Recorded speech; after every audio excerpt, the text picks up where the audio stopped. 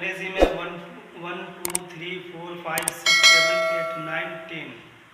इसके बाद अगर हम बच्चों को सिखाएं कि 11 12 13 14 15 16 17 18 19 20, लेकिन किसी भी बच्चे को अगर हम सबसे पहले उसको स्पेलिंग बताएंगे कि ONE TWO2 THREE3 FOUR4 FIVE5 SIX6 SEVEN 7 EIGST 8 NINE 9 TEN 10।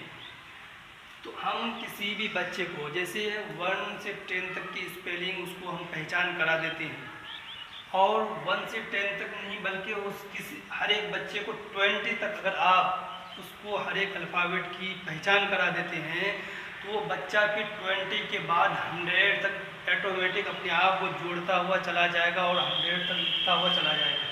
जैसे हम 10 के बाद 11 लिखें,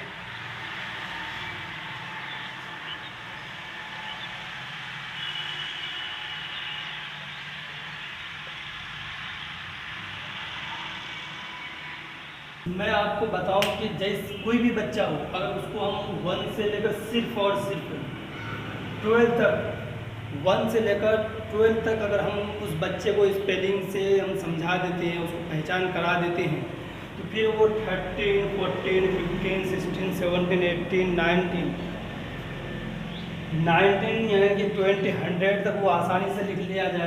जैसे हम 1 ONE1 TWO2 THREE3 FOUR4 FIVE5। लेकिन मैं आपको एक चीज़ बताऊं कि जैसे 4 अब मान जाते हैं या 4 FOUR4 FO जैसे 4, देखिए 44 हम 4 को जब लिख रहे हैं अंग्रेजी में 4 तो FOUR4। अब उसी 4 को हम 14 करते हैं तो FOUR TEEN यानी 14। अब हमें कुछ नहीं करना बल्कि ये 14 को सिर्फ और सिर्फ क्या करना है, 4 से 14 से 40 बनाने के लिए हमें सिर्फ क्या करना है कि FOURTEEN को हटा देंगे और Y जोड़ देंगे। EN को हटा के EN को बदल करके EEN को Y से बदल देंगे तो ये क्या हो जाता है 14 से 40। इसे 14 से 40। अब कोई भी बच्चा अगर ये 4 से 14 से 40 लिखा तो ये 40 होता है। 40 में यानी कि अगर हम उसको बोलेंगे 41 लिखो यानी 41 लिखो तो वो सिर्फ और सिर्फ क्या करेगा FOURTY 40 जोड़ेगा। 40 लिखने के बाद 40 लिखेगा, 40 के बाद ONE जोड़ेगा ONE।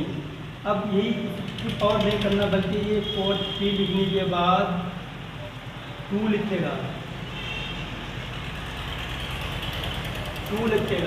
ये बच्चे को सिर्फ और सिर्फ पहचान कराना है, उसको समझाना है।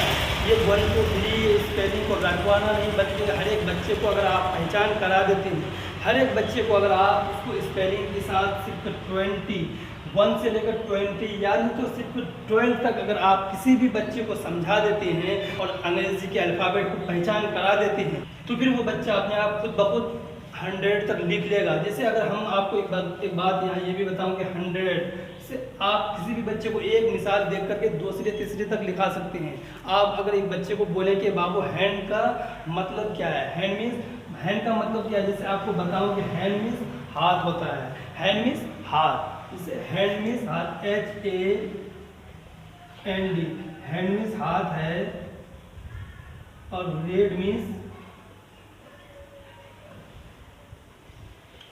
लाल है।